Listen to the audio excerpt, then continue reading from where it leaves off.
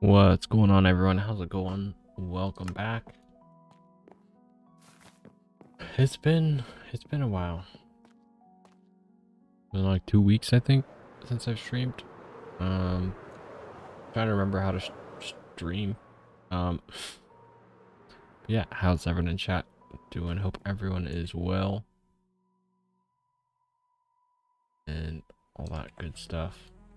Yeah, I was having so much fun being sick.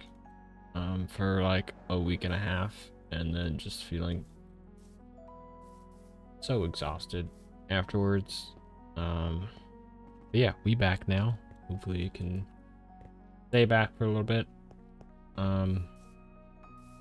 Yeah, it gave me some time to think about things and whatnot. So I have some ideas for how the rest of this gatehouse is going to be.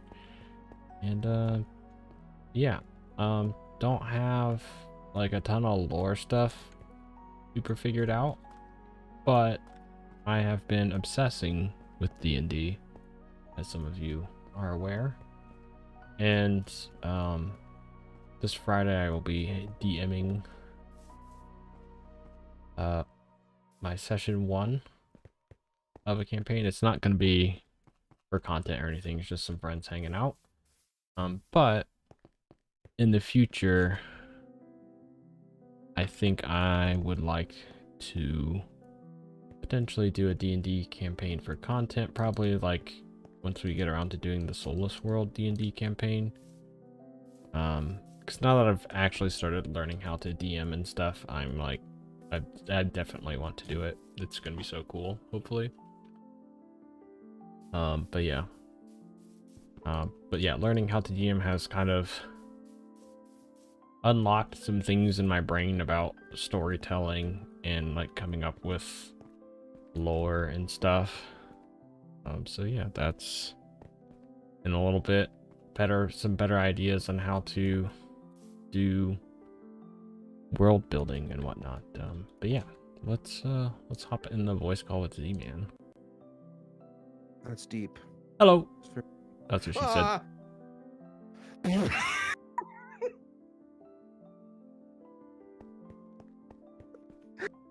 You have to do this to me every time. Every time. I can't with you. You always scare me. You always seem to join at like the most opportune time for you. Yeah. To where I guard down for just a little bit. Yeah. And pop and be like, it's like my intro and everything, like my starting screen plus my little bit of an intro at the beginning is just enough time that you forget you're in a voice call waiting. Literally though. It's wonderful. It's low-key aggravating, but for you, I'm sure it's hilarious. Well, how you doing, Roth? Good. How about you, buddy? We're here. Yeah. We're building things.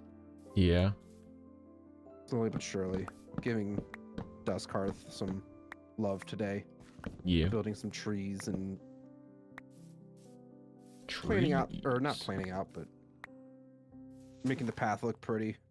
Kind of, making my way. for the most part. At least attempting. So. Yeah. It's looking very barren. It needs a little more life to this place. I'm not entirely sure how I'm gonna do it just yet. I have ideas for like some smaller structures just planted, or like little builds planted throughout the village, Carts. town, whatever you want to call it. Yeah, like carts, that kind of stuff. Yeah, you can trick your brain and be like, oh, there's a cart here. People work here and live here. Exactly. Because for some reason, our brains are like, hey, a house. And then it's just like, I don't know. It's just whatever. House. People live here. This place has life. Yeah, like our brains don't really do that. They're like, oh, cool, a house. And then it's just like, But if you're like, oh, a cart outside the house. Ah, someone works here. Someone's doing a delivery. Yeah. I don't know why. Brains are weird. Brains are very weird.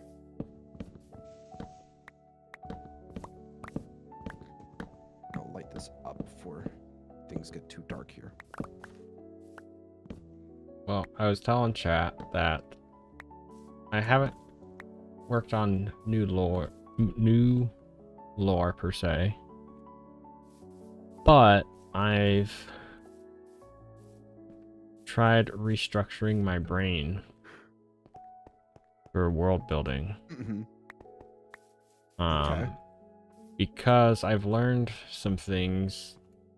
Because as you know, I've been obsessing with D&D, and I'm learning how to be a dungeon master. Right. And so I'm trying to like learn how to do that and whatever, and work on my improv skills, like just making stuff up on the spot type of stuff. Which doesn't exactly translate over, but also it's like having that skill is good. To just be able to think of stuff On the in that fly, way, yeah. on the fly, yeah. But also, like for D&D campaigns, like nobody's stopping you from fully building out your world and all these things. But most of the time, what people do is like they have like, hey, we know all these different kingdoms that exist. Here are some attributes to the kingdom. Here are maybe some well-known names in the kingdom, like the leader of the kingdom or whatever, and just like have some interesting concepts about like how is this kingdom different than other kingdoms, and just like unique things that would stand out and would be interesting. And then you just kind of have that, and then as like you kind of like that's like the bare minimum like you do for each of your kingdoms and stuff. And then it's like, okay, because and like a fully sandbox campaign or whatever, like you don't know where your players are going to go, and it takes entirely too much work to fully plan out every location and like stuff for every location. But if you just have like a few things that you've thought of, then like that helps with the whole process of coming up with stuff. Yeah, and then if you have like those bullet points and view it as like the building blocks for an area or a region, and then like you just kind of go from there and just kind of start, it ties in the thinking on the fly skills a little bit, and then it's like kind of a starting place to like go and expand. Right. You know, it's funny because earlier today, long before you were even here, I was telling chat too. It's like, you know, I haven't really worked on lore stuff for the world or like my kingdom. And so that also just goes to show that we are on the same brain cell. Yeah. About 80% of the time, at least. But mostly what I was thinking about today was kind of like more so pertaining towards Dustcarth and how it's more of a human civilization, and how we didn't fully define like humans as like good or bad, but in the sense of like the humans are generally not great because of, you know, in the beginning, you know, the humans essentially established dominance over the region, which forced dwarves, elves, goblins, and all the other races to move and find new areas to settle, right? We did? I thought we did. Dude, my brain is so fuzzy, I don't remember. I mean, it vaguely sounds familiar. I think in my mind it was more of set of like this. it is kind of coming back to me. Basically, our like Garden of Eden, more or less, Yeah. was it just like became too overcrowded, and people started getting angsty with each other, and sort of led to some conflicts, and then other people just ended up moving out and spreading around the earth, Yeah. the world. Which then led into like the first age of like Yeah. the War of Expansion. I think we talked about this before. I feel like we have to War some of degree. Expansion. Yeah, we could have like Or a Age of Expansion. Age of Expansion, yeah. Which then That's more so what I was like trying to think of. Age of Expansion could kind of lead into the Chaos Wars. Or the Chaos War. Right. And then eventually, yeah, things settle down where we get to Where now. settlements are put and everything like that. But like I feel Yeah. like we mostly were pretty aligned with the fact that humans are generally just not good. I mean, But my way of looking at it is it's not someone's race basically doesn't determine their alignment. right. But non-humans are very wary of humans because of the Rakovan Empire. Yes. Not all Yeah, I guess humans that's are more on so- not all humans are on board with the Rakovan Empire.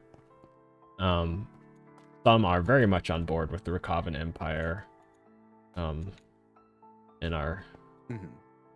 will do anything to suck up to the Empire.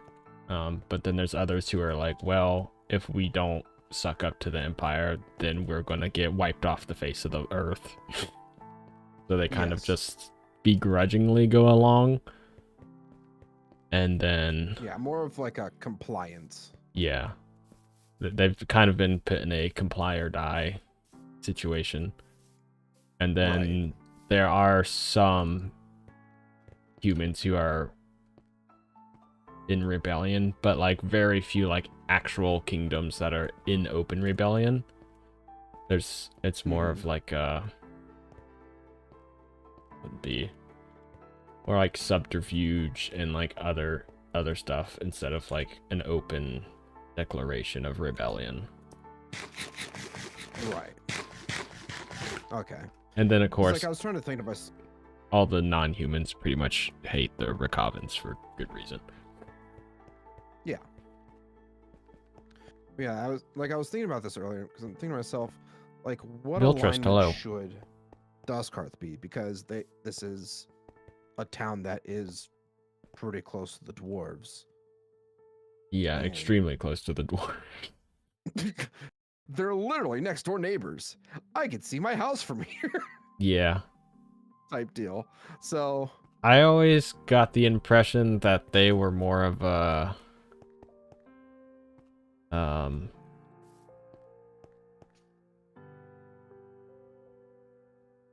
I don't know. It could go either way. Like, you could go with, hey, they were assigned to keep eyes on the dwarves and all that. But then, I don't know, maybe they aren't. They're just like, oh yeah, we never see the dwarves. And just like lie on the reports. Or they're very much snitches and just report everything. I guess that was kind of like a thing that I was kind of, I wouldn't say fighting with myself about it, but like the Dusk Hearth town. This is technically more of a town than a village when it comes to the layout and all that stuff, but I've just been calling it a village. Regardless, it's just like originally there were good intentions with the humans that did settle next to Carmelithor and the dwarves. Yeah. But then, you know, I wouldn't even necessarily say bought, but like the humans here kind of fell towards the corruption that the Rakavan Empire is known for. Yeah. That's a Does that make very sense? yeah. Because I mean, I don't think, like, especially in the prior ages of our world, you wouldn't settle that close to somebody you didn't like. Yeah. Like, so, like, there's, like, some past alliance or friendship between Dustkarth and Carmela Thor. And, but yeah, maybe now, more now, so it's less of that. And it could be like, hey, the leaders of Dustkarth are kind of being puppeteered by the Rakavan Empire. Like, maybe the Rakavan Empire sent out a governor. Like, they put someone in charge of Dustkarth who they could control. Yeah. So, like, yeah, so, like, Dustkarth on paper is controlled by the Rakavan Empire, but, like, it's the entire town doesn't have to be on the same page. There could be plenty of people in the town who despise the Rakavan Empire, and even some people who were friends with dwarves, because, like, the Empire taking control, I think originally it was like 15 or 18 years or whatever it took the Empire to essentially conquer, like, the continent, which is Like that. extremely I don't short think amount of we've time. Yeah, we haven't really officially fleshed out those details yet, but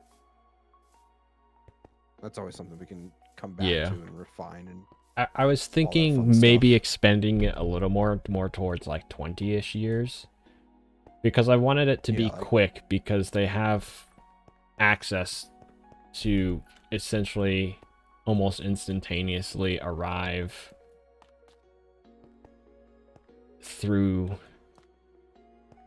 the portal magic. Yeah. So, like, yeah, it makes sense that they would be able to catch people off guard by surprise and quickly assert dominance.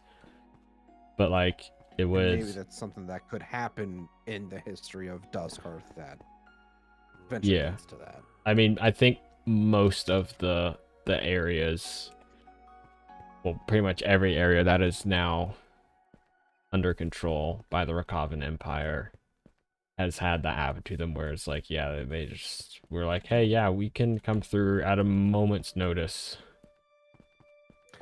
and you can't mess you up. About it. So, like, yeah, and other people are like, well, that's cool, yeah, we want to be on your side.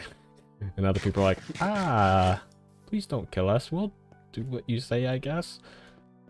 I'm sorry, please don't bully me.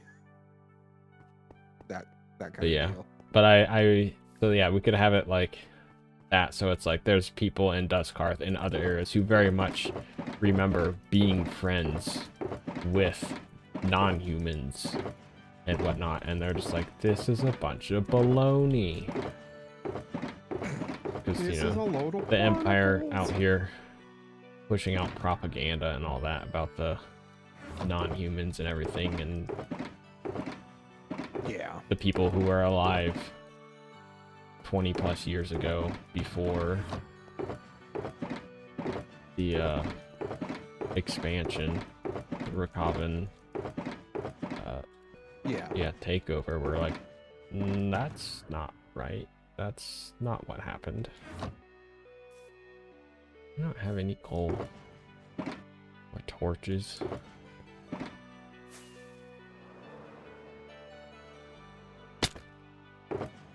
Yeah, I think that's a pretty good way of, like, because, like, I was kind of struggling with, like, how I wanted to have the alignment for Dustkarth to be. But I think that kind of helped me figure out what the path I want to take for it. Yeah. And it's like, I mean, honestly, it's good you're struggling with what you want the alignment to be, because alignments aren't always black and white. Like, they can be extremely complicated, and the alignment of a geographical location does not have to speak for everyone in that location.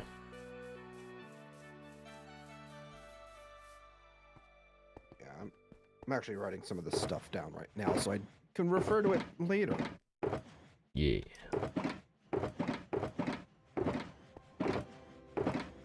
Alright, let's see if I can find coal in...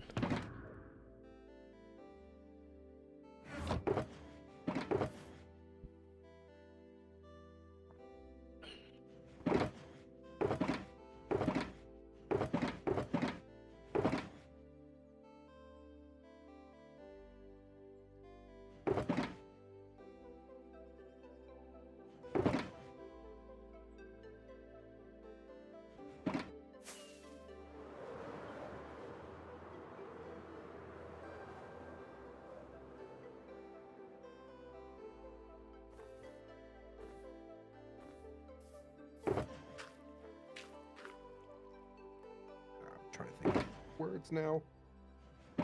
Pressure the cone.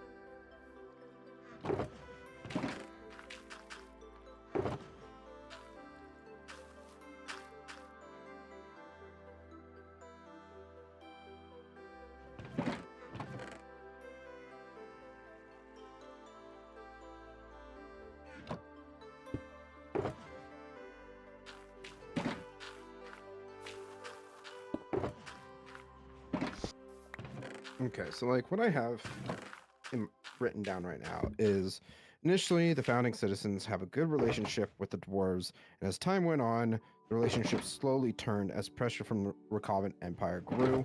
After some time, whether it be from a planet politician in the region or kingdom that is associated with Duskhearth, the influence changes drastically, with intentions turning sour, and all that stuff, with all the dwarves being unaware of it, which can make for some interesting plot lines and whatnot. Yeah.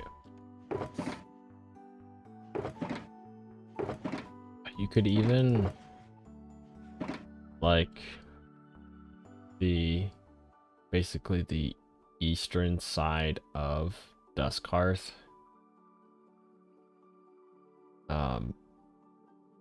kind of wrapping around the north and also kind of wrapping around the south. Like, not necessarily like a whole wall, but like some walls and like watchtowers and stuff. Like, they've put stuff up on their border with Carmelathor.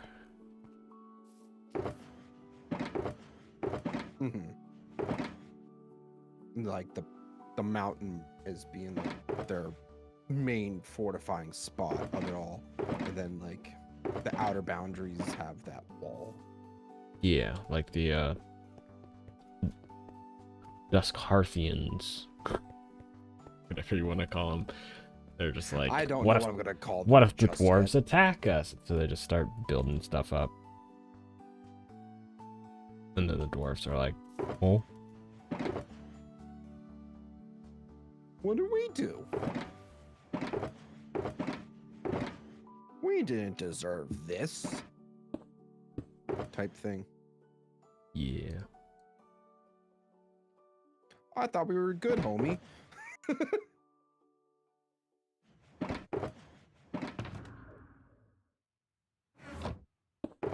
Yeah, at least I have a start now, which is kind of what I I think I needed.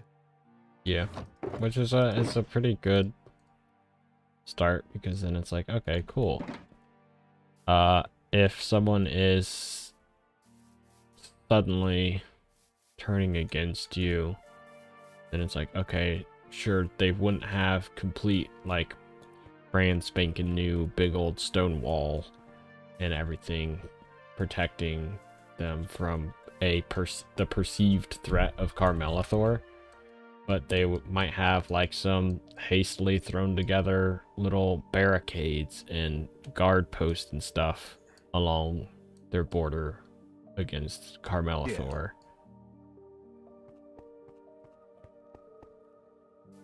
Yeah, that's a good way of putting it. Yeah, yeah, just coming up with some things about a place like that can kind of help, can also help the creative process of building, because then you're just like, okay, it kind of influences like the build style and how things are looking laid out. And yeah, definitely.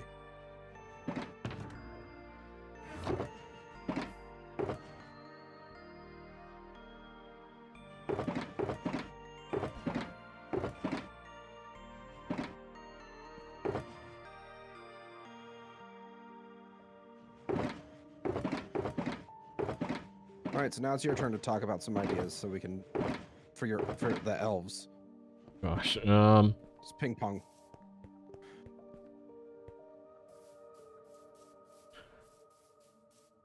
Or have you really not thought about it that much? I haven't thought a whole lot, but I was trying to think like, okay, so the elves have some magical powers, like they inherently are magical in nature. And also magical with nature and stuff. So like they have some magical powers that can help things grow, but I feel like maybe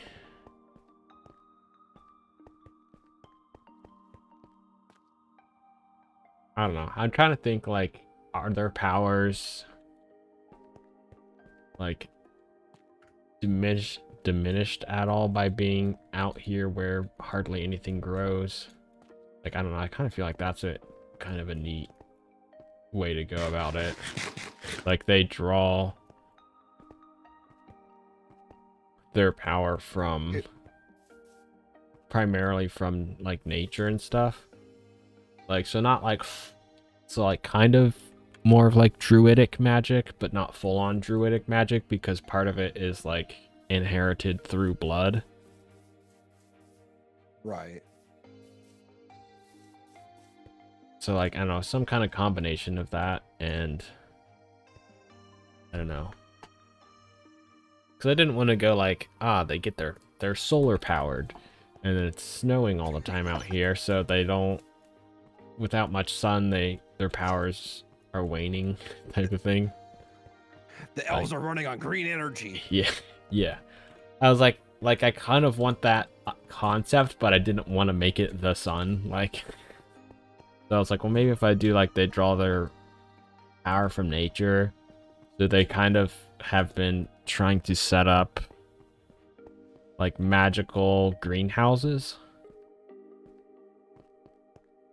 Okay. That way, like, hey, what magic they do still have access to, they're putting into trying to grow more things in nature out here to further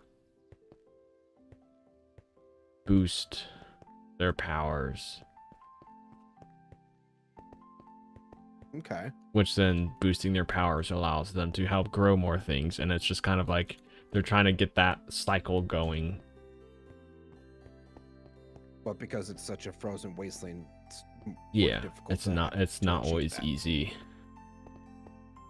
And like primarily they currently spend most of their magical energy in keeping the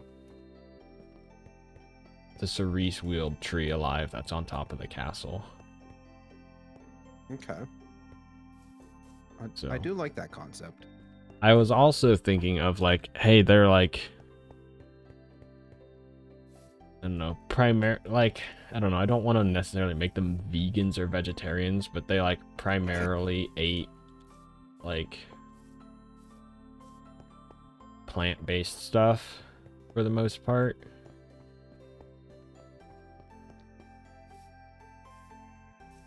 Yeah, I get what Like you're they're like we care about nature. Like it wasn't necessarily illegal in elven culture to hunt something and eat it, but like they kind of got to the point where it's like we don't need to kill other things to survive. Yeah. And so I kind of like that idea, but then being out here, there's kind of been where things are, it's hard to grow things. There's kind of been a shift in that. And so like For survival, they kind of have to hunt yeah, at the same time. but like honestly, there's not a lot out here that they can hunt either because there's not food that grows very well. So then I was like, aha, fish. They're surrounded by like frozen rivers and everything. Pescatarian. Yes. Solar powered. Yes. Solar powered pescatarians. Also, hello, Raiden. Sorry, I got distracted in my ramblings. And so then I was thinking, okay, well maybe I'll come up with some little ice fishing hut designs to put around the river and stuff, which I think could be a nice little detail. Yeah. Yeah, that could definitely work out. Anyways, I have now all I'm ever gonna think when done it comes to your 30 minutes of talking. Pescatarian. Not a single block placed for building. I'm never gonna get done. That's kind of how I feel about my mountain. I'm never gonna finish this damn mountain. Let's turn my actual schematic on. Gosh, the Voxy makes. I guess it's a bit easier to just the schematic build a path than schematic actually a build little a structure wacky when talking. So I can understand. Yeah. Okay, I'm going to grab a bunch of blocks and place them down. Yes.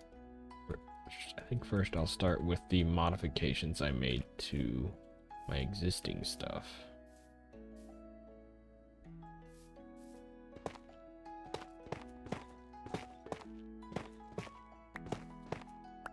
Because I realized it a while ago, but I was like, I need to fix it. So in my time being sick, I fixed the problem of not having any way to get into the gatehouse.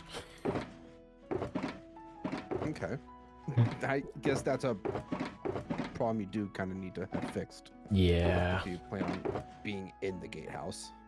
Like, wow, this gatehouse is cool. I didn't design a good way to get in. Shoot. This gatehouse is cool, but how the hell am I going to get in?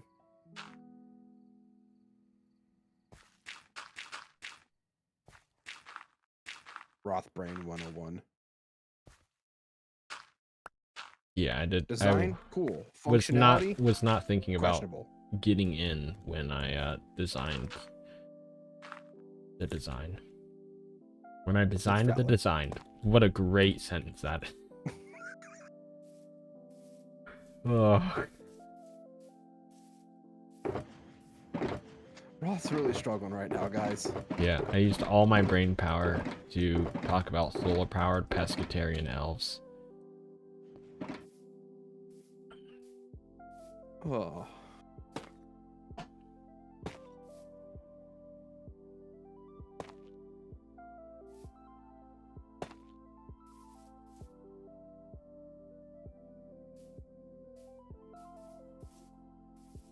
That is so funny.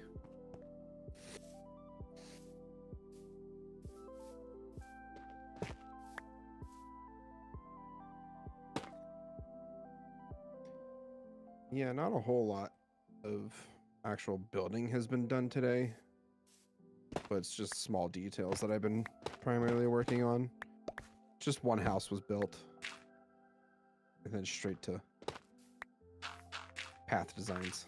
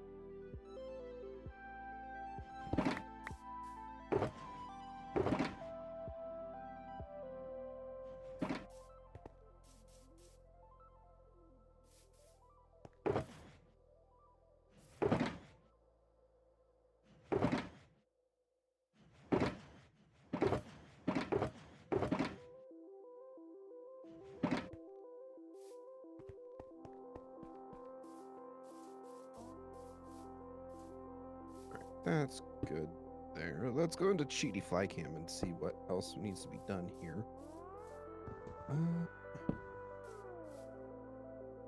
This path needs some stone. Other than that, maybe this path too. The rest of this I'll do off camera. Yeah, okay. Not too much more path building. And we can get into tree building. My favorite. Oh, yeah. No sarcasm detected there. None at all.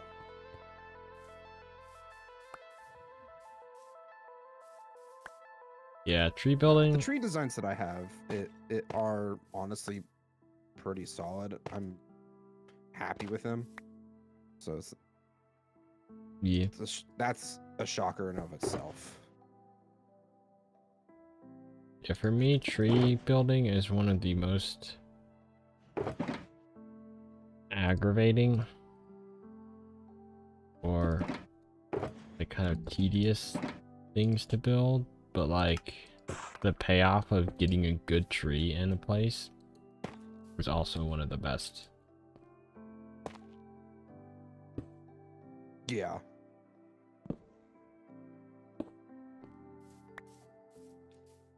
I feel that.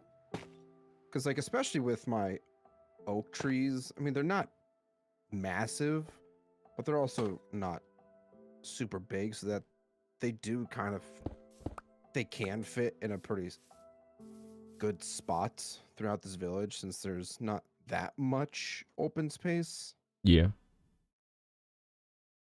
So, really strategizing where I'm going to be putting in trees and like smaller structures and all that stuff is something I'm like really thinking about when I come up with these tree designs and all that fun stuff. Yeah.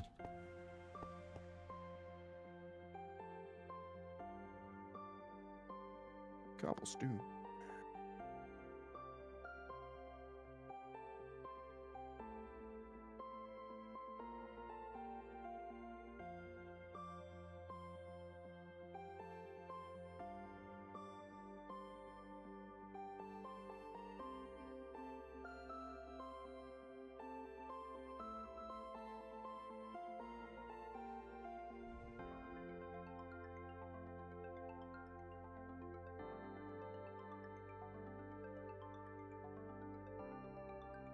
Okay, I think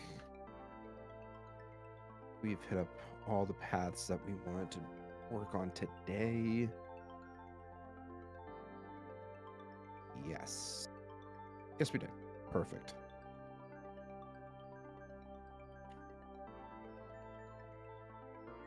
So let's go ahead, throw all this stuff into my shulkers, and then we can get started on tree building.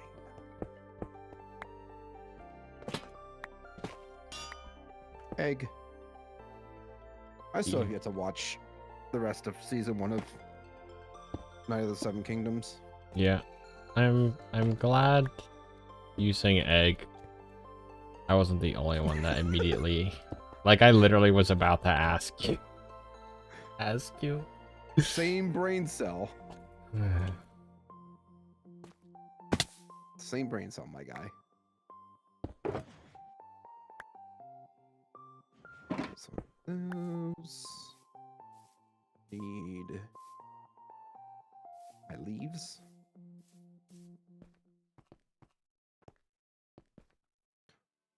Honestly, I might put one of the trees like right here.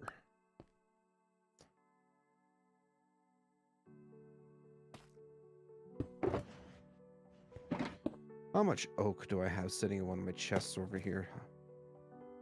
I'm gonna have to use my tree farm at some point.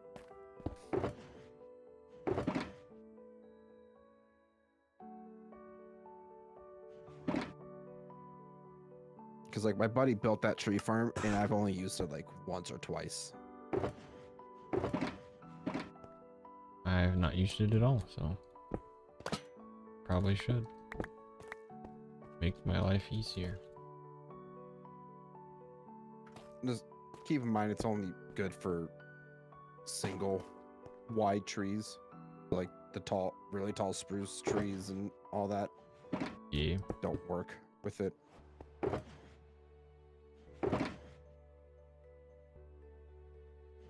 Just a bit of a heads up there.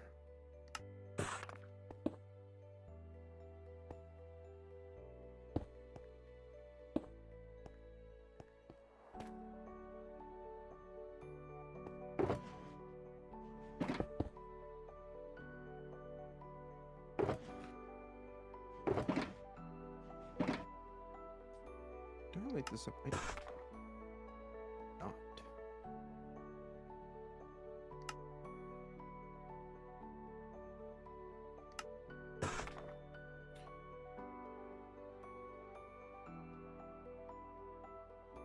Oh, actually, before I forget, maybe we'll try to put in a couple of our smaller structures first.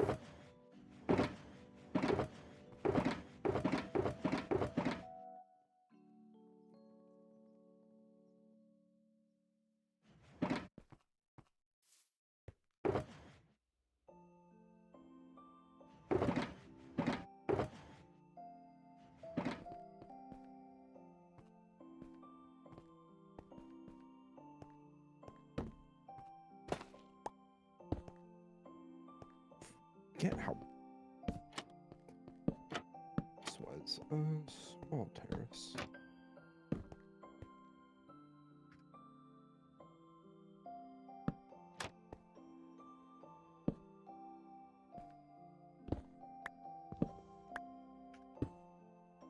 There we go.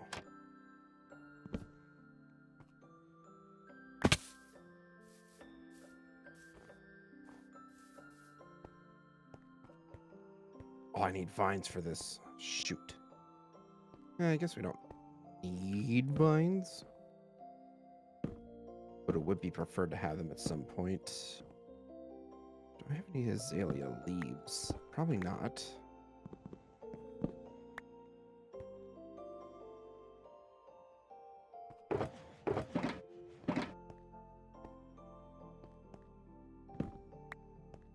I need shears. Why did I not think of that? Shears. Of course I was gonna need shears if I'm gonna get leaves. Cheers, mate.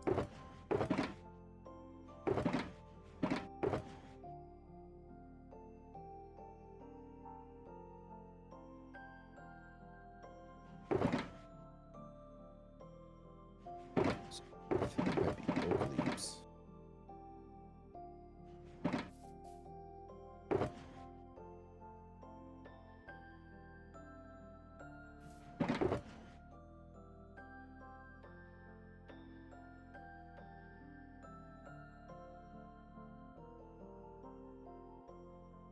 I actually took a bit of inspiration from the Cobblemon mod pack that I was playing a while back Yeah.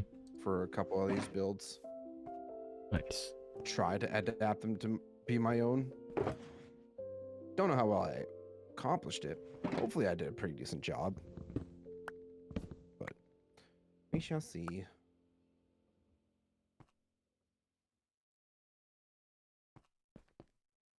Alright, 27 flowering is... Might have to move this back a couple blocks.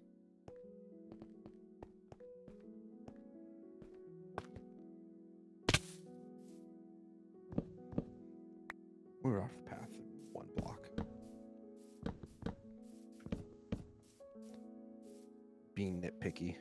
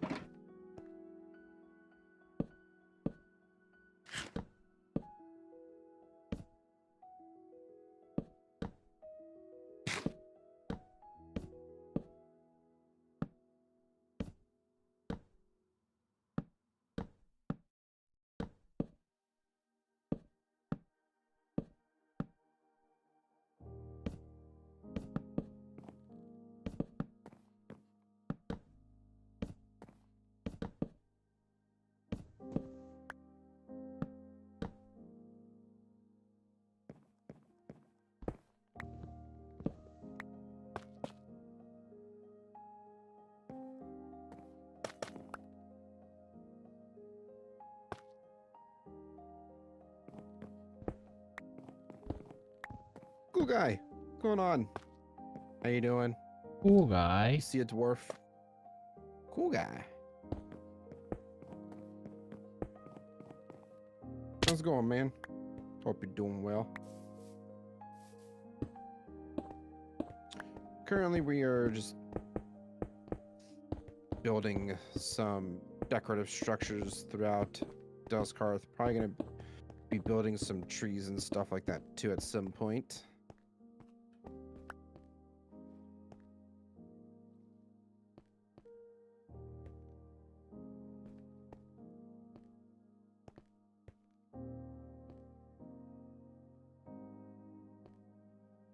Good, how are you? I'm doing well, thank you for asking. We are big chillin' right now. Right. Fortunately, don't have any vines right now, but we can always come back and put them in. All right, so now we just have to build these. I'll throw some of those flowering azaleas in there.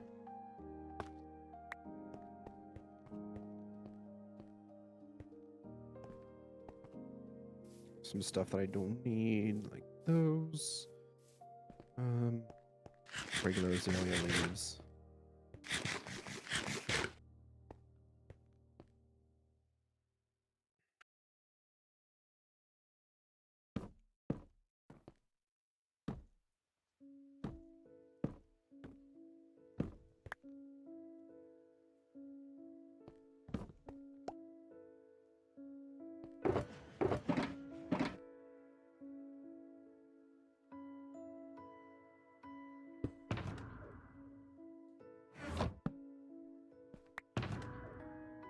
You're a dwarf. Roth is an elf. What do you think Soul is? A goblin. Goblin. I knew you were gonna say it.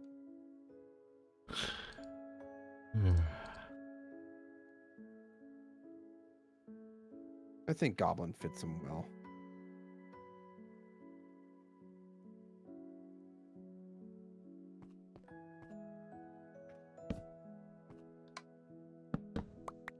Trapdoors and a door.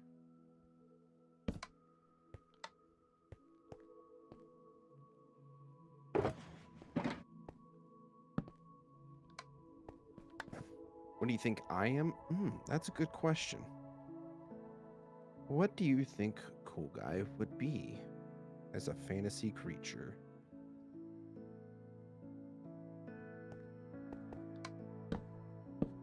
I'm not entirely sure.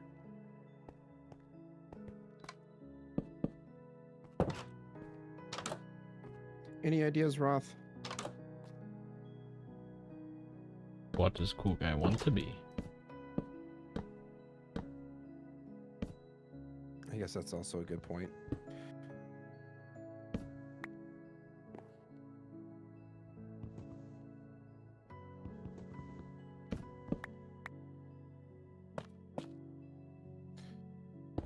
All right, we can remove that placement, come back, put some vines down.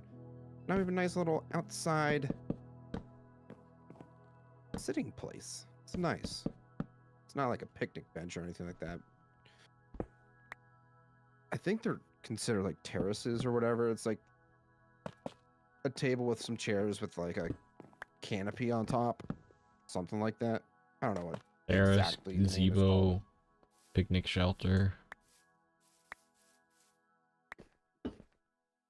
See, man, do you think that I could go to the park and have my birthday party at and rent out picnic shelter number 7?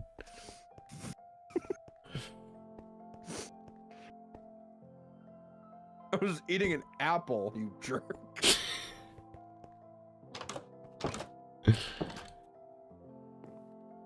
I'm glad you found it funny, because that joke had huge potential to miss. Because I assumed other places also had a thing where you rent out picnic shelter. I think that's very common in like the I mean, Midwest region. That's kind of what I thought, but like, you never know. I also thought United Dairy Farmers was a thing everywhere, but apparently it's basically just an Ohio thing. Dairy farmers? United Dairy Farmers, UDF. Oh, that's what you were trying to say the other day, huh? Yeah. Or earlier today, one of the two. They're like little convenience store, gas completely station, missed. ice cream parlor things. All in one. Like, I know other people have those type of things, but like a country superstore type thing. I guess so, yeah. I mean, I guess. Not what I was going for, but I guess.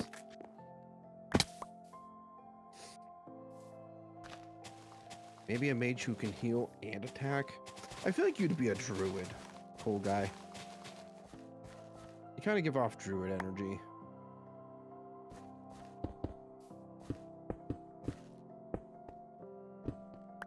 Actually gonna grab some of this grass.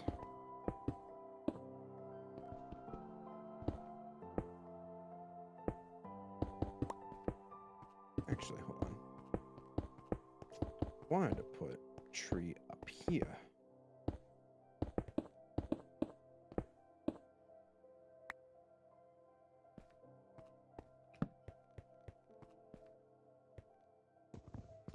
All right, tree time.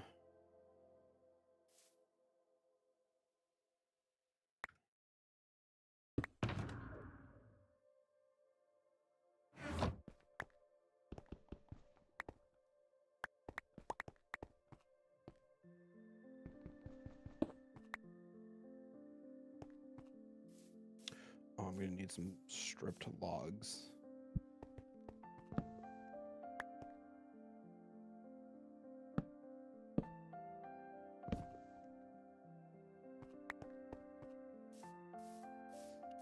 Cool Guy says, what do you think, Roth?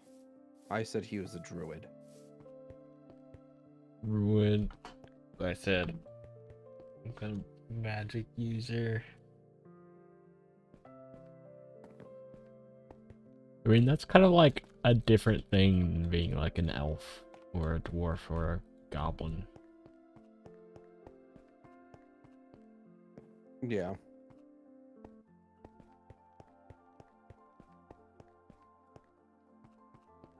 I don't know. Cool Guy kind of gives like I don't know, like gnome artificer vibes.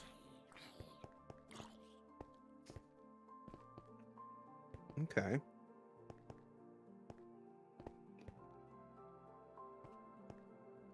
What do you think, Cool Guy?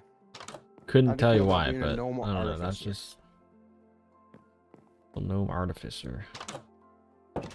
Use magic to make machines and stuff.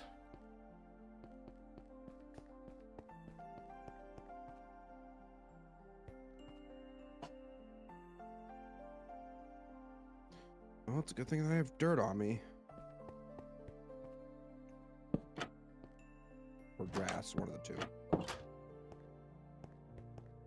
I also have dirt on you. I'm gonna blackmail you now. What? No! Don't do that! Different kind of dirt.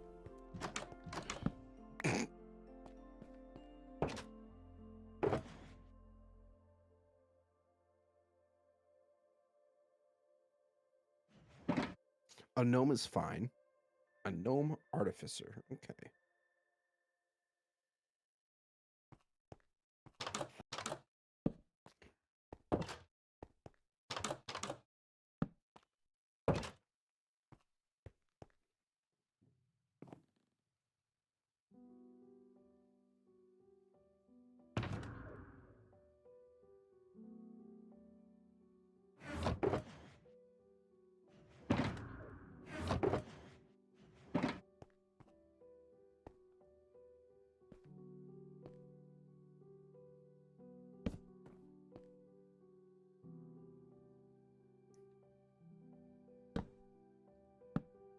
Love it when YouTube's like, hey, by the way, you don't have an active live stream to connect your chat to. And I'm like,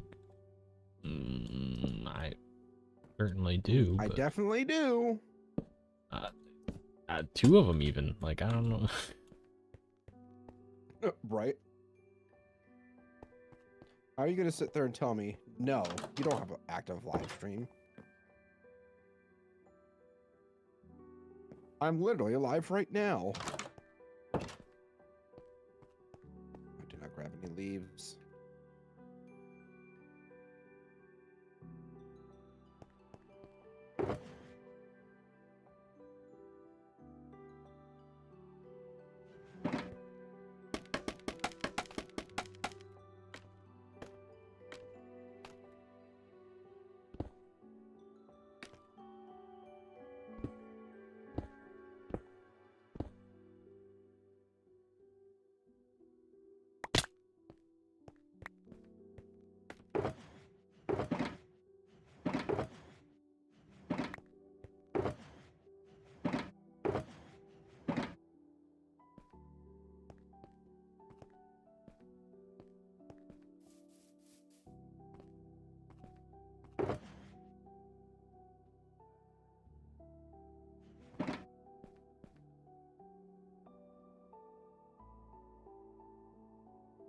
So Roth's just streaming on YouTube or Twitch as well. He streams on both. You can find Roth on both YouTube and Twitch. Twitch and YouTube. And YouTube again. Depending on whether you like your content the long way or not. A long fish.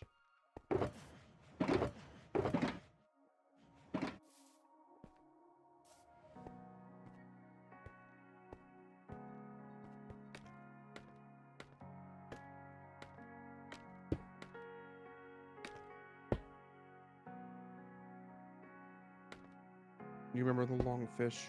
Yeah. R.I.P. Big Hank.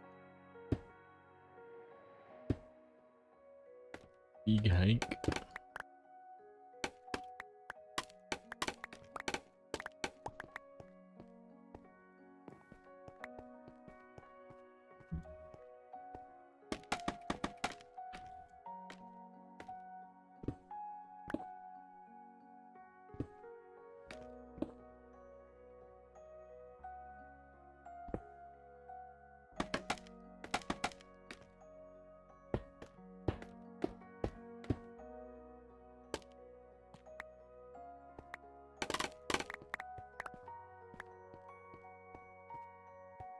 You know, it feels good to be streaming again after I didn't stream for like 2 weeks. Yeah, that's the attitude. Because I also didn't do any magic stream. Which genuinely kind of surprised me. I'm thinking to myself, like, he hasn't streamed magic. Is he okay? No. Like, I mean, Soul had all his stuff that he had going on and whatnot. Well, yeah. And then, like, yeah, there was some nights where it's just like, eh. I have no motivation. Yeah. But I think soon I have a few decks that I'm working on. Well, I always have at least a few decks I'm working on, but I was gonna say, when are you not working on a new deck of some kind? right? But yeah. Hopefully. I don't know, maybe this weekend. We shall see.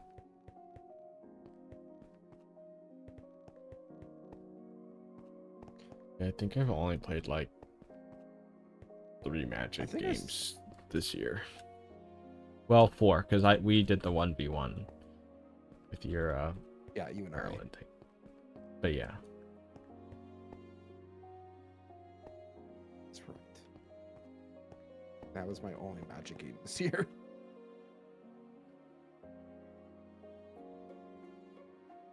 Hey, 100% win rate. That's it, everybody. I'm retiring. Get this man in the Magic Hall of Fame. 100% win rate the entire year. But he only played one. Shut up.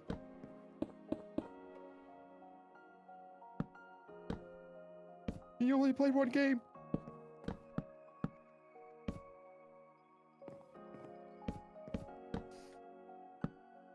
Yeah. You know my reasons why I haven't really played too much. I be feeling it a little bit too. Like, well, because it was like, yeah, Soul had his stuff going on, so then it was just like he wasn't around to play, and yeah, I did like some games with some people off stream because they didn't want to be on stream, which is fair and valid.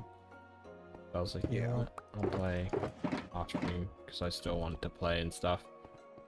But yeah, I kind of been feeling a bit of burnout with all the decks that I have, and then I kind of like got stuck in the, I don't know, it might just be a me thing, but sometimes, like, you know, you have something you're doing consistently all the time or whatever, and then you stop doing it, and then you basically kind of get stuck not doing something that you used to do. Right. So then I kind of felt like I got stuck not playing Magic. And that's fair. Then like, so like not playing became almost like the new normal thing. Even though I wanted to play, I just didn't play. But yeah.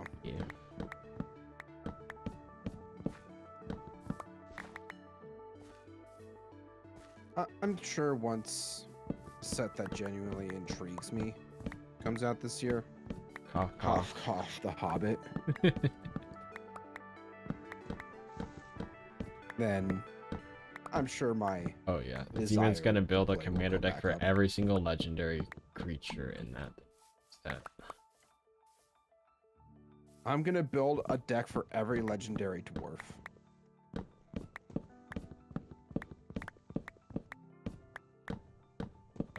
hopefully there's I feel at like least a that's few of them. reasonable.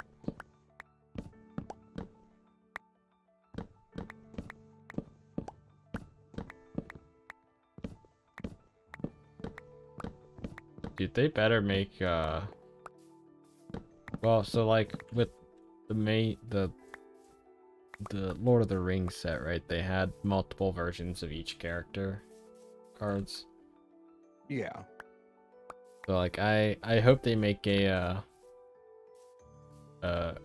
Philly and Killy partner of some Ooh. kind. That'd be cool. I didn't even think about that, but that would be really cool, actually. Or even better, a trio card, a new thing where you can have 3 commanders and you have Thor and no, that, at that point I think people would be like, huh? It's gonna be the new deck that nobody will want to play against. Yeah. It's just like 5 color, 3 commanders, and it's just like which I saw some people complaining about some recent things with Magic, which I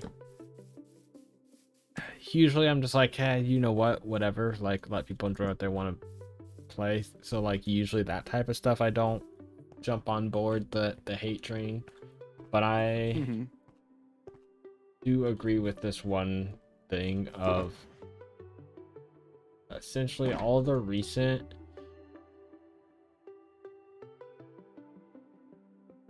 ways that let you have multiple commanders, instead of just saying partner commander, it's like partner, like it's still a form of partner, but you can only partner them with other specific forms of partner.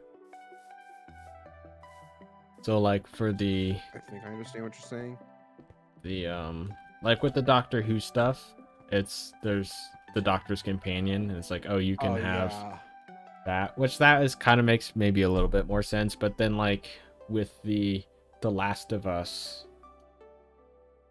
Secret Lair, the Joel and Ellie cards have a form of partner, but it's like partner survivors or something like that, so you can only partner with other partner survivors.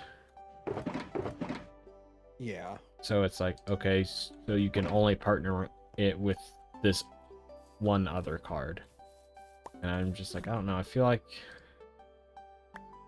I don't know, I would be way, like, I think it would be way better if they just had partner flat and like not the other stuff. Like they've done it with the other stuff too, like the Kratos God of War cards or whatever had a specified version of partner, and it's like, I don't, just make it partner and let people combine it with all kinds of other things. So that's like my one thing as of late that Magic has kind of, I felt like, dropped the ball on. That, and you know, pitting the wrong pre-release cards in a pre-release pack, but you know.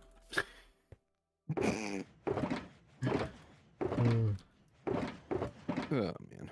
But, yeah, which I guess people could always like rule 0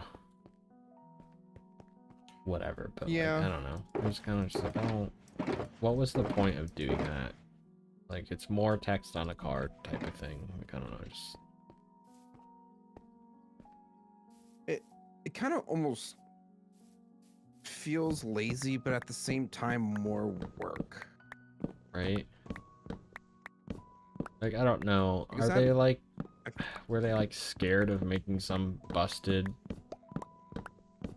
pairing of commanders or something? I don't know. Like, I don't think any partner commanders are so busted that, like, there are some very good pairings, don't get me wrong. Like, one of the top CEDH decks is a partner pairing because it gives you 4 colors and both of the commanders let you draw cards, which is why it's a very popular and high win deck. So it's like, I don't know, like maybe they were scared of like oh, we don't want this to become the new thing like that. But like, I don't know. I just like none of the ones that they've printed seemed like they would actually be game breaking by having it partnered with previous partner things. Yeah, no, I get what you're saying. Like, yeah, especially when they do that when they already had partner with another card type of thing. So like, there's the commander, Lord of the Rings commander Pippin and Merry that are partner with each other. It's like Merry has partner with Pippin, Pippin has partner with Merry. Like, that is a thing that already exists. So like, I would have rather them done like Joel partner with Ellie, Ellie partner with Joel, and like yeah, that does give the added bonuses if you're not playing it as your commander when you get to go search for the other one type of thing. But like, I don't think that's it's a good added bonus to be able to do that. But I don't know. I would have just rather them done that instead of another variation of partner, which I guess the partner with a specific card is a variation of partner, but like it's mechanically different because you get to go search for the specific card it partners with and put it in your hand. Yeah. Right. I don't know. Old man yells at cloud, I guess.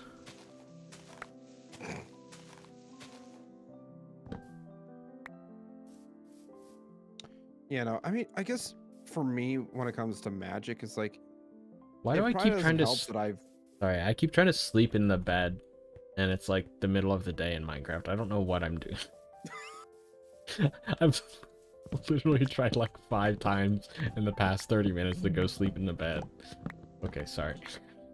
What's happening? No, I'm just laughing at you. I'm sorry. No, I deserve it. Like, I would chop down a few trees, run over, click on my bed, drop some stuff off, and then I'm just like, what am I doing? Like, what's happening? Anyways. What's wrong with me? Yeah, I guess for me, it's like, when it comes to Magic, I haven't had any inspiration to build new decks, and I guess I wouldn't say trapped, but just stale. Yeah. With my decks, and like, there's really not much I could really do with them either to like make them better at the same time. Right. I mean, I like to think most of my decks, for the most part, are pretty decent. I don't know if that's me stroking my own ego, but you know. Yeah, struggles. that's a fair thing. Like, I definitely, yeah, have been like a few times where I'm like, I feel like I'm playing the same decks over and over again. But then it's also like I have motivation to build new decks. I just don't have money to buy cards to build the new decks. Well, that too.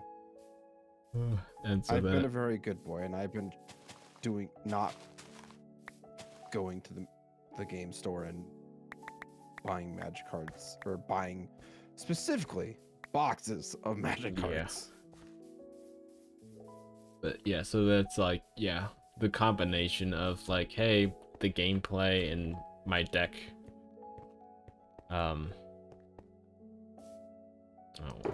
deck selection of decks that you have that you can play feels stale, and but then also like, hey, I don't have motivation to build new decks as well.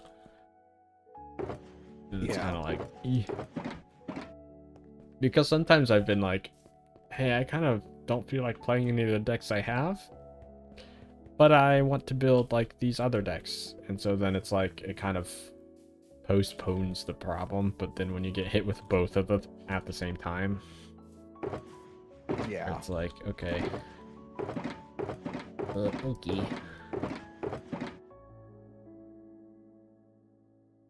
It's just like, god damn it.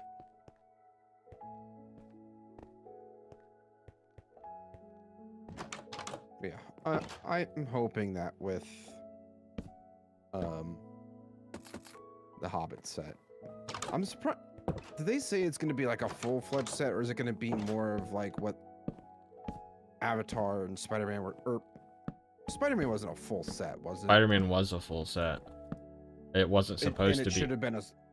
Yeah, Yeah, that's. it originally I guess that's what I'm was trying to get at. going to be like a smaller set, like the Assassin's Creed set. It was not a very big Yes. set, but then they're like, we're gonna make it a full set, and then there's a bunch of extremely mid cards in the set, and like 70 billion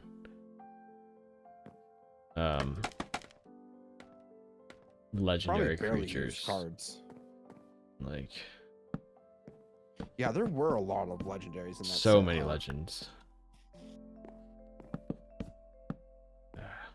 Dude, I saw a funny video and it was like, oh, Marvel in Magic the Gathering, I bet you have so many heroes. And then it's like, Wolverine, Iron Man,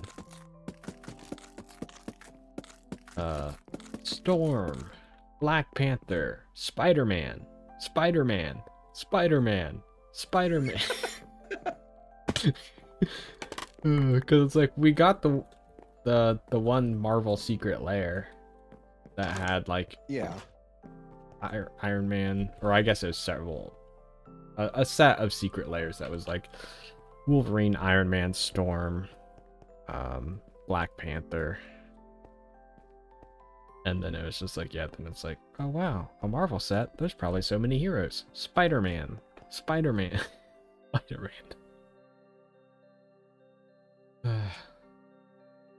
Yeah. Yeah, so I don't know if like they were planning on doing like a small set with The Hobbit, or if it was gonna be as big as like what Lord of the Rings was. I feel like it's gonna be Which- a full-size set like Lord of the Rings. I'm calling it now. The chase card that they're gonna do with it is going to be the Arkenstone. It's gotta be. Yeah, Because like, what else would they do?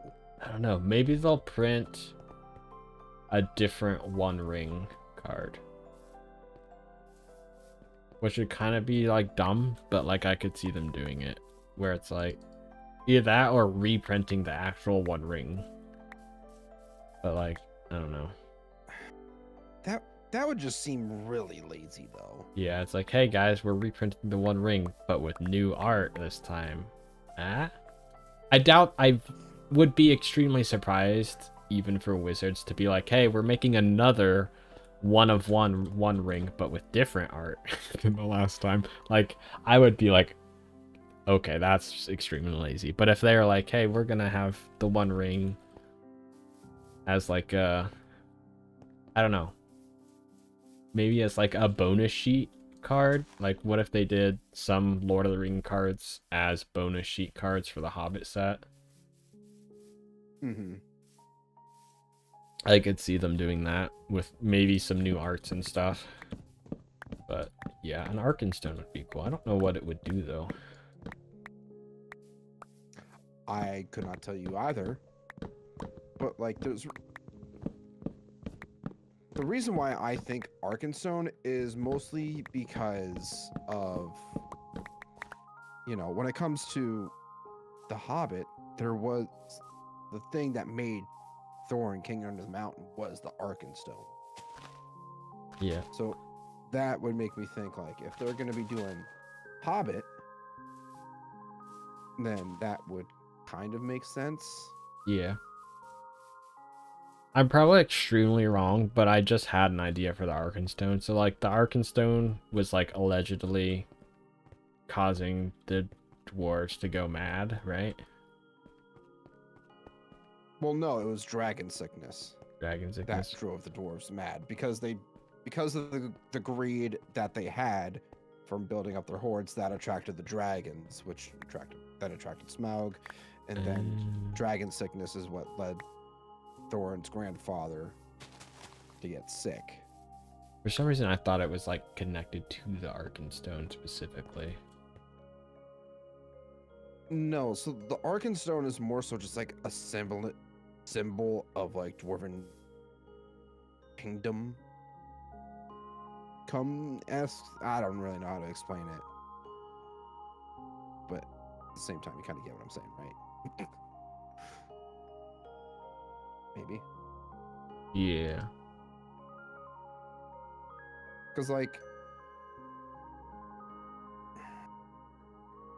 it wasn't until the dwarves built up their wealth that attracted the dragons to their hordes. Well, more specific, what attracted Smaug to the Lonely Mountain.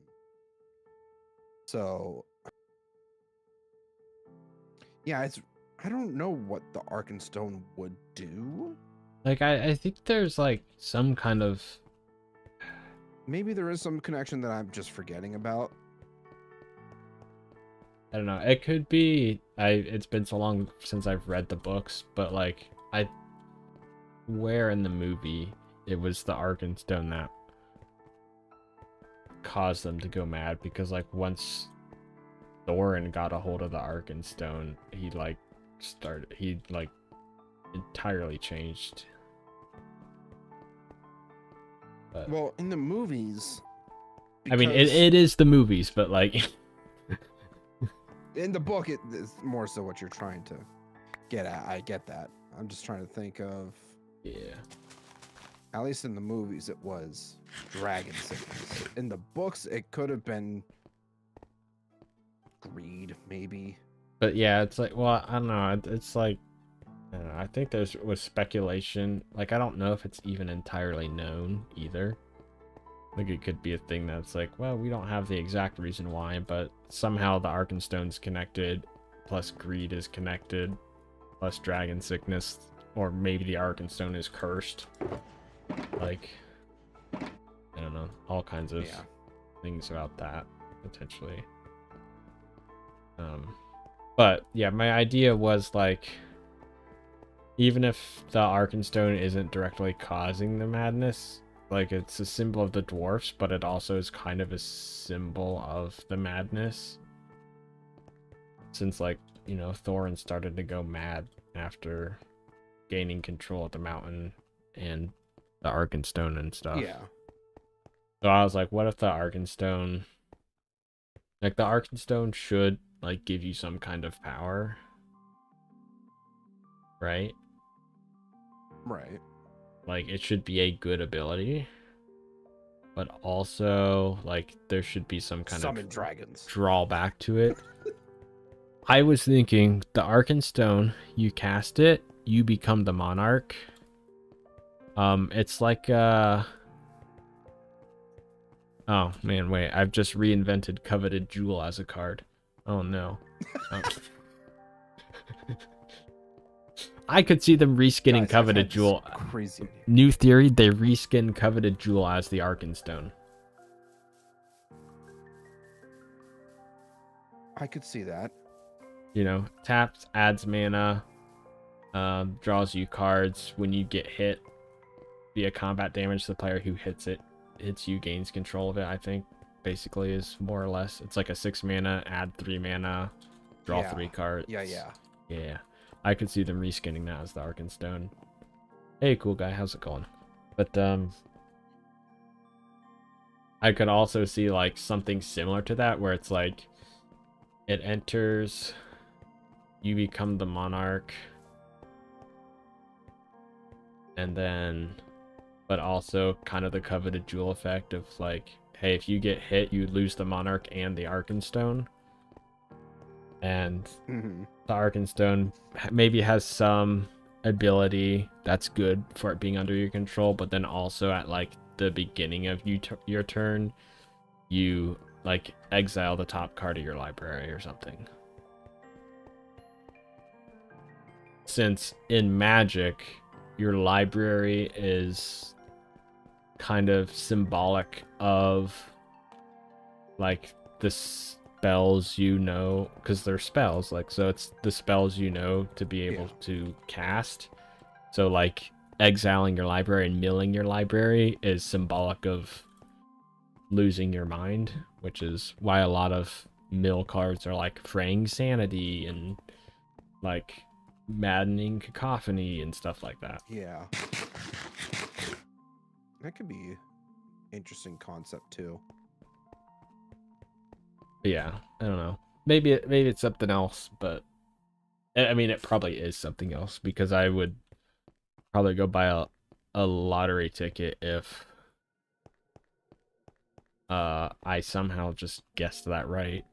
But Write that down. Write that write down. that down.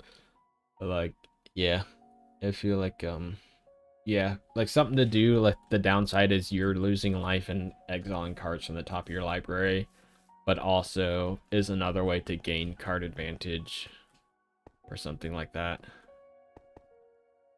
Mm-hmm. Or I could also see where it goads all your enemies' creatures and stuff.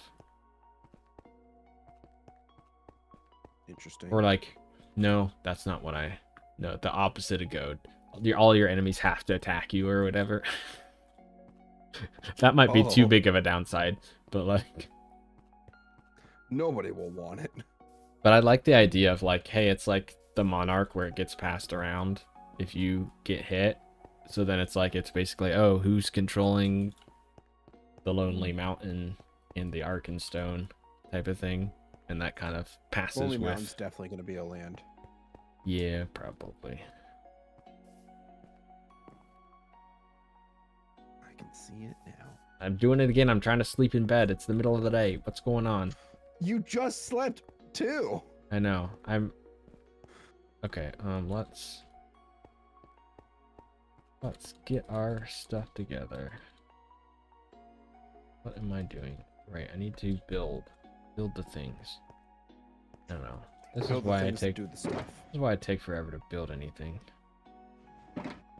Okay, right. I came over here to drop stuff out of my inventory so I have room to pick up shulkers so I can walk over my bridge to the other side and start building up the other gatehouse. Do not sleep in the bed. Do not pass go. Do not collect $200. Okay, we're walking across the bridge. Good lord. I'm going to get over here and immediately realize that I'm missing something. Walk back over, sleep, try to sleep in my bed again, probably. Ugh, man. It's like an old man with dementia. Yeah.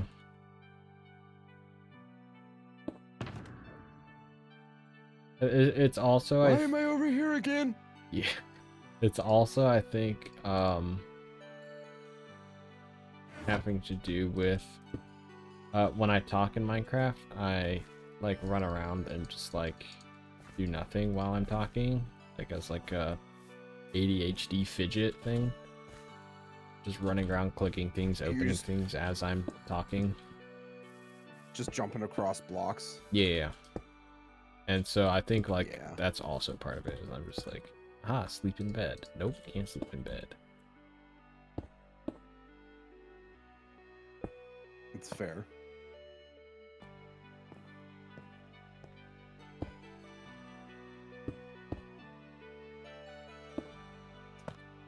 Alright, prediction for Pokemon winds and waves. The legendaries are going to be a flying type and a water type. What? No way.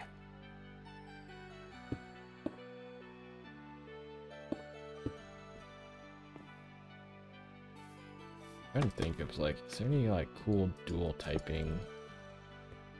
Whatever.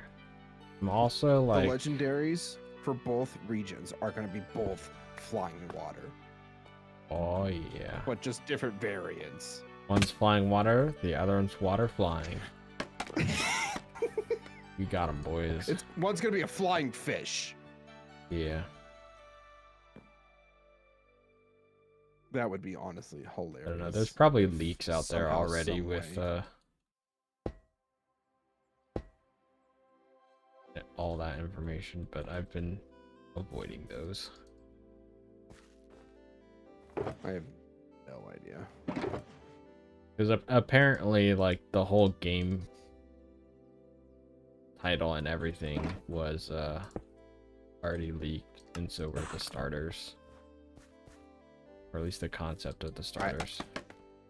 I honestly had no idea. I didn't. I, like, knew they had been leaked, but I specifically avoided them. But, Yeah. yeah.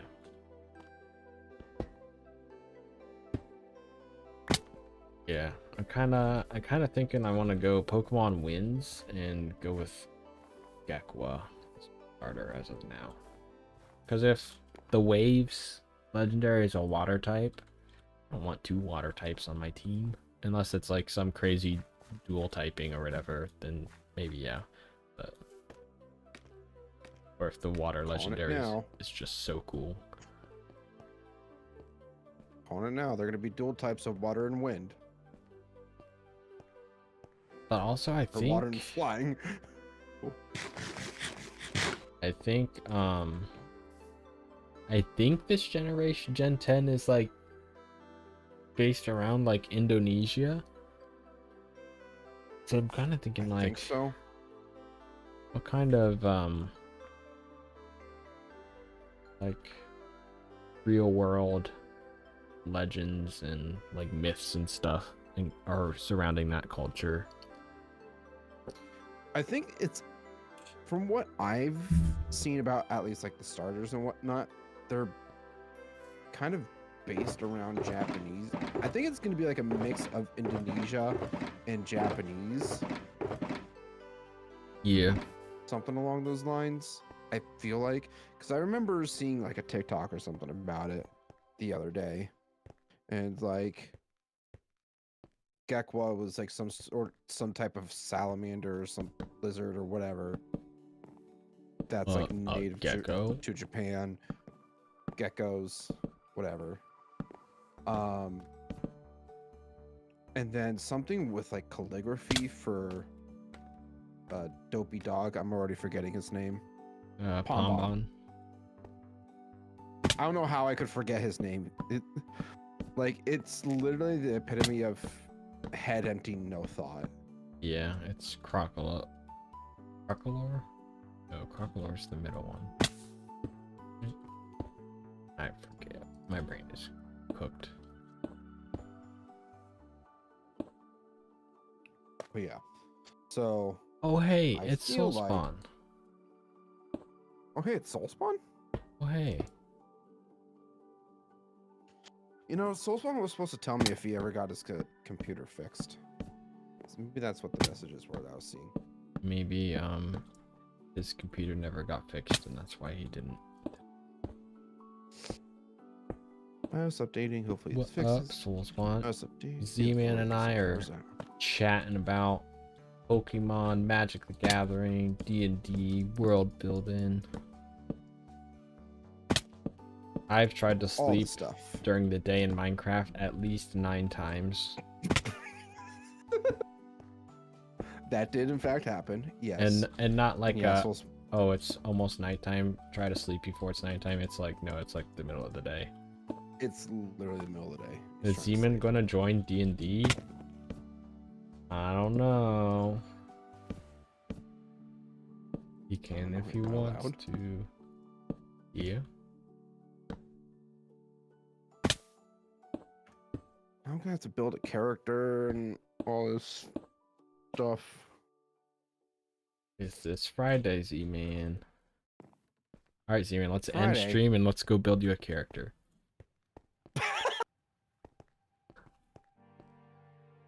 I remember building a character so long ago on D&D Beyond. Maybe that character is still around? Could be still around. Depends on what rule set you use. Because if it was too long ago, then it'll be using the 2014 5e instead of the 2024 5e or 5.5 or whatever they're calling it now. They keep changing what it's called. Like originally I was just like, hey, it's 5e 2024 rules though. Like it was they had to make the clarification because the 2014 and the 2024 rules were both called 5e. even though they were different rules. Interesting.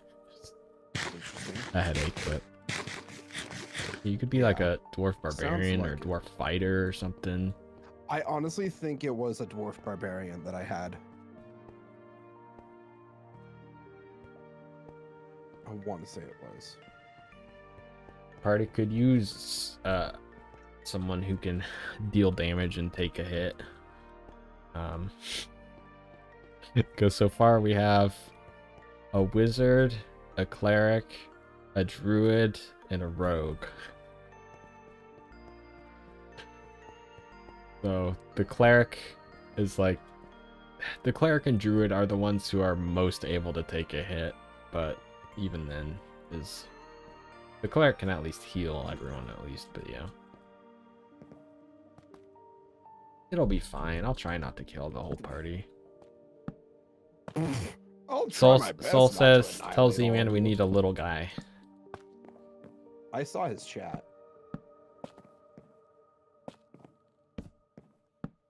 I saw what he was saying in my chat. Z-Man, my character speaks Dwarvish. Soulspawn's character speaks Dwarvish? Yeah. Sold.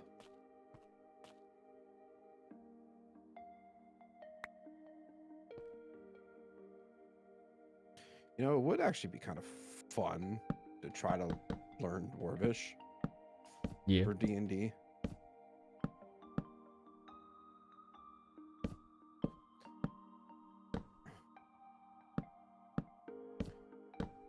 Z-Man, you can join the old man drinking gang.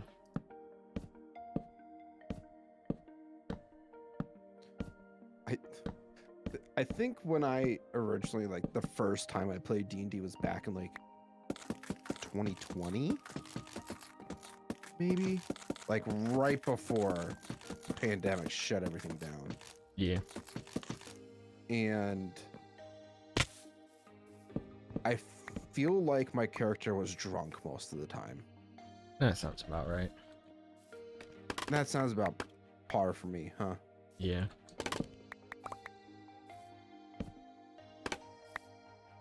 Because both Torgar and Sol are old man guys who like to drink, I think. Soulspawn says, I'll make an honest attempt to learn Dwarvish with you if you join us.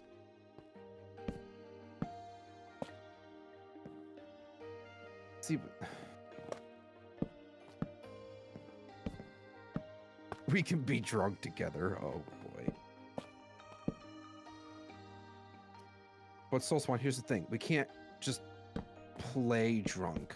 We have to actually get drunk. I will say this. I will not stop you from getting drunk as long as it doesn't, you being drunk does not cause you to cross any of the boundaries that have been set.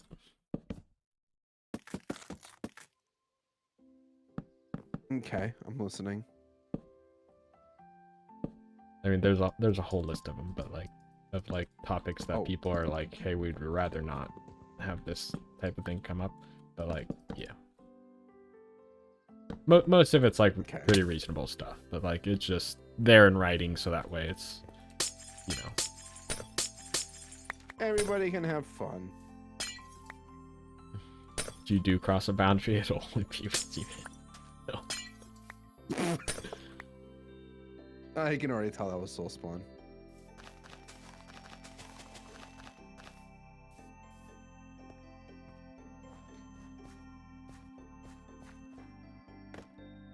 See, another thing is,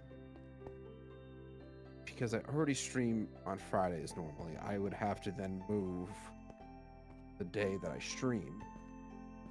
Yeah, I mean the D&D would something be else. only be every other Friday, so you would only have to move half of them.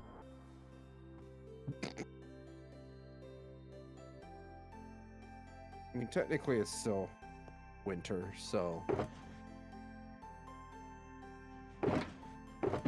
Soulspawn, don't bite your lip at me. He's already harassing me. Who would have thought?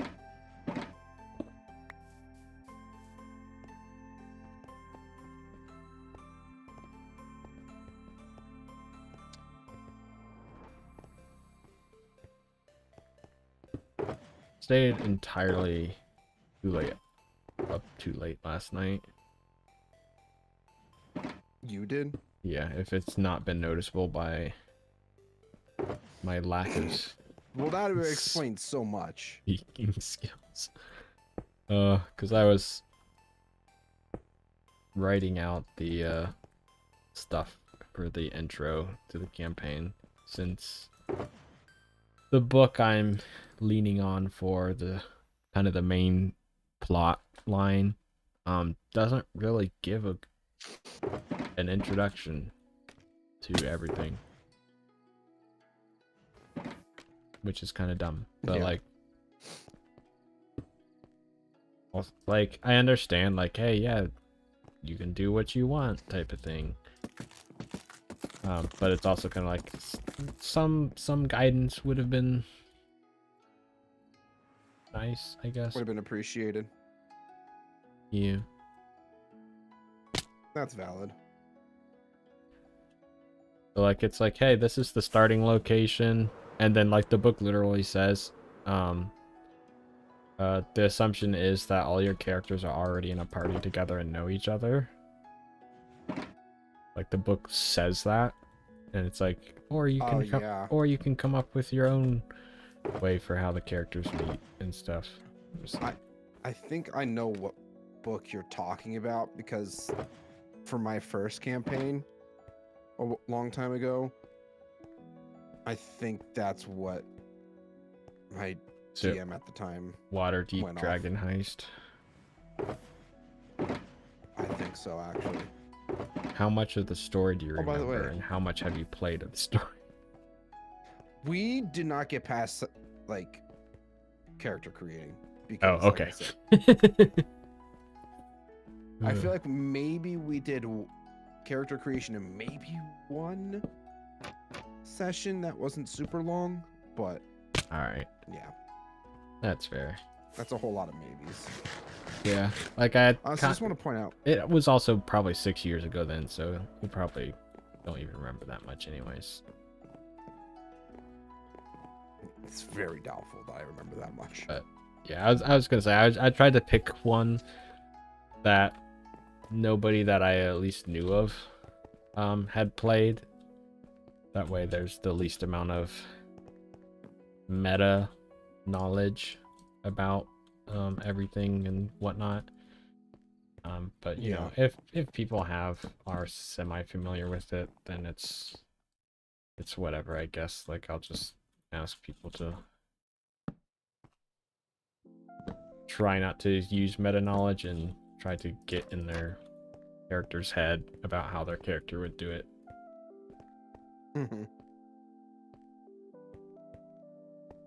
I just want to point out, by the way, Soulspawn said in my chat, sorry, successfully fixing my technologia makes me feel a swell funny way. So since I helped Soulspawn fix his technology because I'm a tech guru, I made him horny. Gotcha. That's why he's also acting the way that he is. Ah.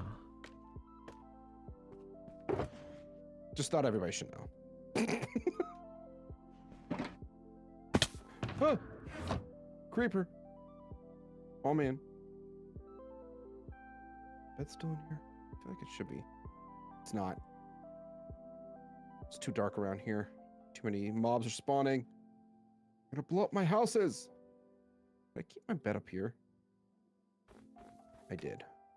I found it. Hey, I didn't say anything about horny. You know you are. Don't lie to me.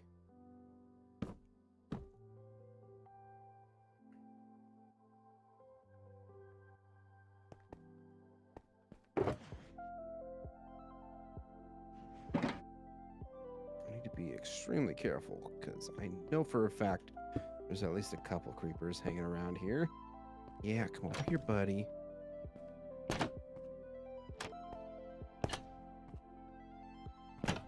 I only implied horny, same difference.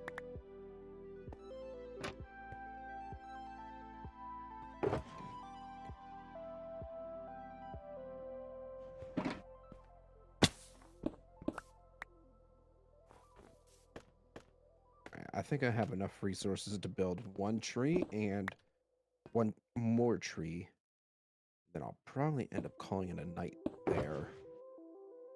Since it is getting a little bit late and I have a very busy day at work tomorrow. A busy boy.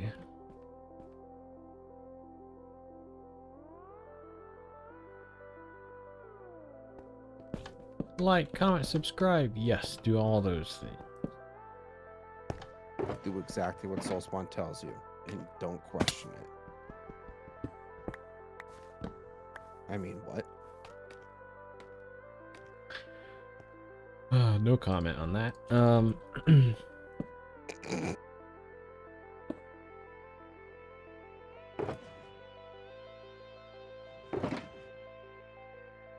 Oh, I'm so glad I crafted up a whole bunch more of a resource that I already had. I just didn't see it in the other chest. I just hate it when you do that. Yeah.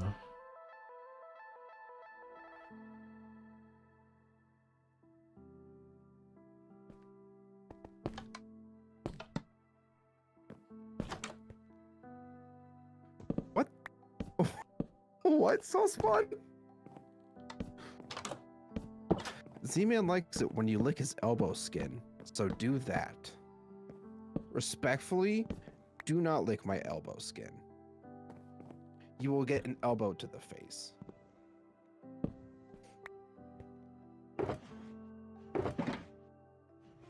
That is your one and only warning.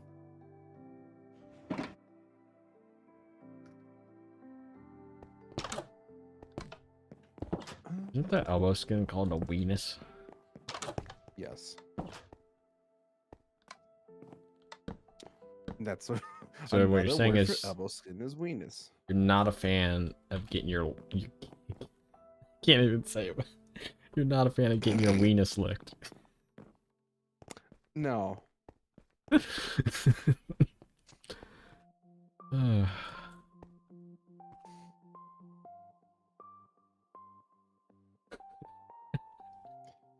Oh, Soulspawn. Why are you like this?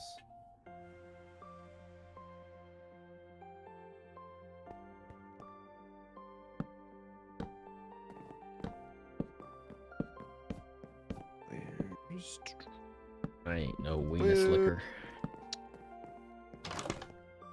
Always really loud. I always forget that I need to change the alert sounds and stop them from being so loud. But Panqueca, hopefully I pronounced that right. Thank you for subscribing. Welcome to the Z fam. Panqueca, do you like your weenus getting licked?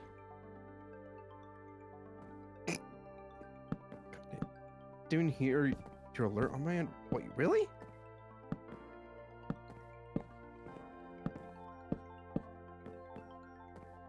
Are there no sound alerts? I thought I had sound alerts on there, but maybe not.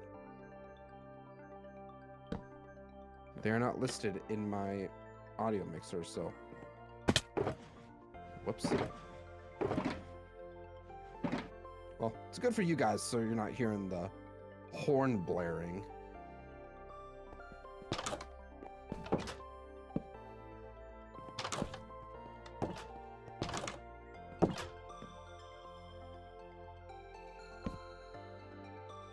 Wow, bad streamer. Hey, shut up.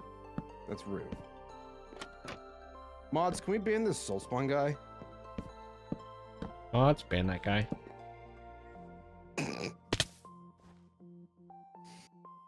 Thank you for giving that reference. Mods, lick his weenus. No.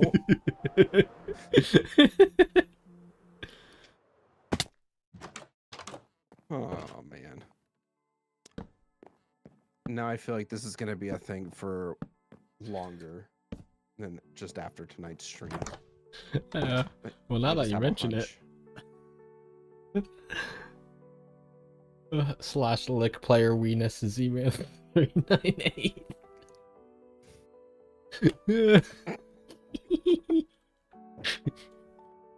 Oh.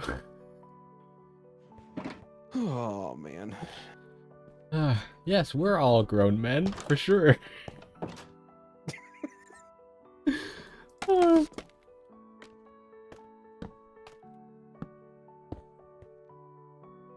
Yes, we are definitely grown men who do not laugh at childish jokes.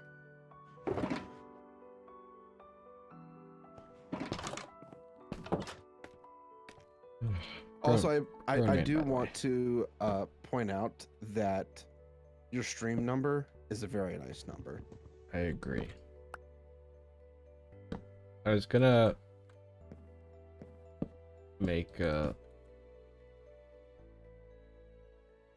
do something like, aha, the nice stream or something, and then I forgot. You should just put underneath stream 69, just in parentheses, nice. Nice. You can always change the thumbnail afterwards for the VOD. True. I could just name all my streams 69 nice stream, and then maybe people will watch all of my streams. That's also a solid possibility. Yes. It's like numbering all your playthrough episodes as number 1 because the algorithm loves first episodes. Yeah. Everything is episode 1. It's actually kind of funny because do you know what TubeBuddy is? TubeBuddy, yeah. I used to have it downloaded, but I can't remember. Yeah, but anyways, I noticed sometimes I'll like see the tags because TubeBuddy will list the tags of the video. Yeah. It could be like whatever episode, like not even episode 1, but they still have that tag in their video. Let me come over here. I know tags are like a very, very minimal effect on video engagement and all that stuff, but it's not nothing at the same time, so.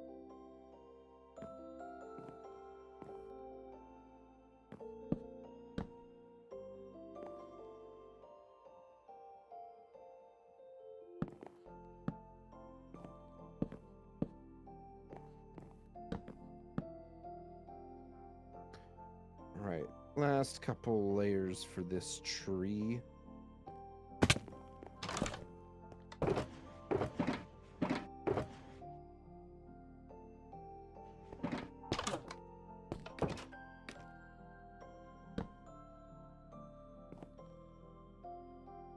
Out of leaves, damn it. Oh my god, I got work tomorrow morning and I got 4 hours of sleep last night. Well, you should probably get some sleep, Soulspawn. You should probably do that. I'm probably not too far behind you, but I also somehow, someway don't have enough leaves. So, we could fix that by tearing down one of my crappy little trees. This tree is very small. Does not perform well. We gotta remove it. Hey, it's not always about the size. Bye, Soul You're gonna make some Spawn. sort of comment. Bye, Soulspawn. Plus, I can reuse some of these logs too, which will be nice.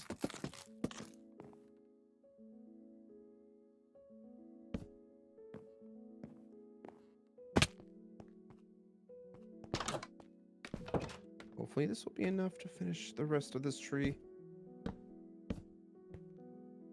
If not, it's not the end of the world.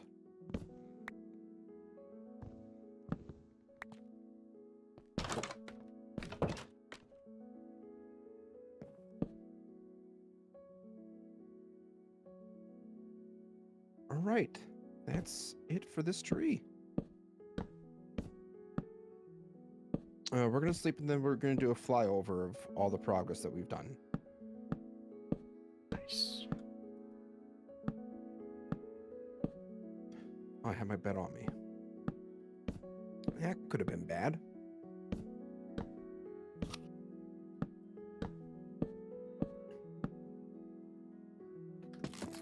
All right, cheetah cam. Oh God, the sun. Here comes the sun. Doo-doo-doo-doo. Same brain. On the same brain cell. Anyways, got house built, added in a few more trees, added in a nice little terrace outside seating spot, and we got all the trails textured out, which is very nice as well. Great progress. Great progress. I would say very solid progress. Keep hitting all the wrong buttons. I think before we go, though, I'm gonna do a thing really quick. Whoop.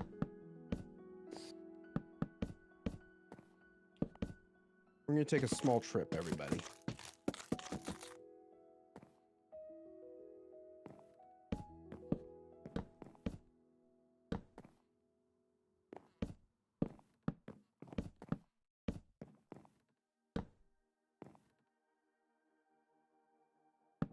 I just realized something.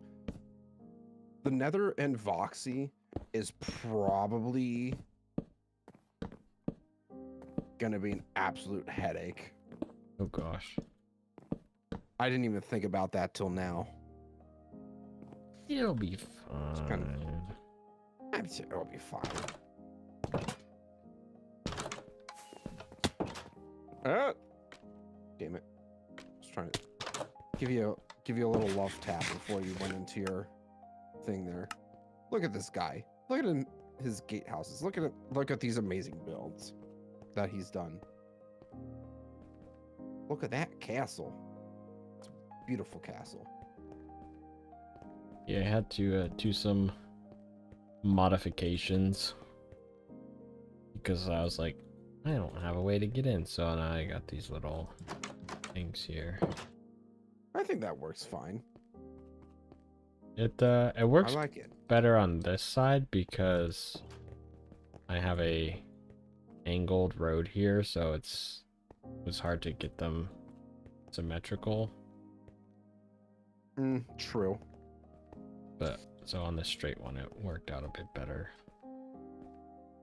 It looks a Fair bit enough. nicer, but then it has these trapdoors to open. I am usually not a fan of using trapdoors to open doors unless it's a corner door where there's the two doors, then it kind of opens up. And... yeah. Right there. Yeah, I think you executed that pretty well. Yeah, I didn't really have to change too much. I kind of just added a little bit down here. Connect it up. Yeah. Yeah. But yeah, so if you guys are interested in seeing more, I'm going to be sending you guys on over to Roth as we end off tonight's stream. So don't be going anywhere. Some more Soulless But what if World I go content is somewhere? coming your way. No, don't go anywhere. Okay, I'll stay for a little bit. Not you. Roth is going to stay for a little bit. Yeah. I'll say hi and then I'm gonna also end my stream.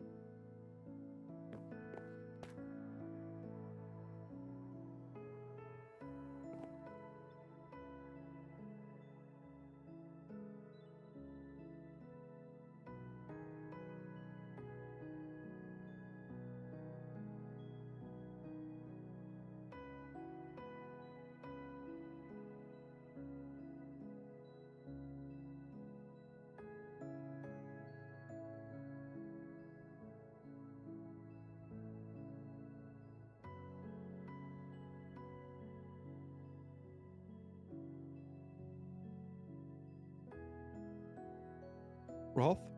Hello. Hello. Hi, Z-Man's viewers. Welcome in.